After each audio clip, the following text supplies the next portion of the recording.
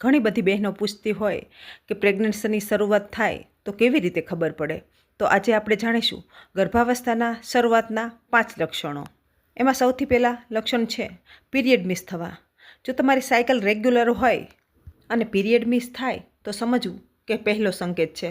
હવે બીજો, સવારે ઉઠતાની સાથે જ ઉબકા થવા અથવા તો કોઈપણ ગંધ સામે અણગમો થવો, જેમ કે ફ્રીજ ખોલતાની સાથે જ આપણને કોઈ અજીબ સ્મેલ આવે છે જેથી આપણને ઉબકા આવે છે. હવે ત્રીજું લક્ષણ છે કે આપણે સ્તનમાં ભારેપણું લાગે અને થોડો દુખાવો થતો હોય એવું લાગે આપણને. આ પણ એક લક્ષણ છે પ્રેગ્નન્સી માટેનો. હવે આપણે ચોથું લક્ષણ જોઈએ તો દિવસભરમાં આપણે કાંઈ પણ કામ ના કરીએ ને તો પણ આપણને થાક અનુભવાય અને કામ કર્યા વગર પણ આપણને ઊંઘ આવી જાય છે, જે સામાન્ય છે. અને પાંચમું લક્ષણ છે વારવાર પેશાબ જવું.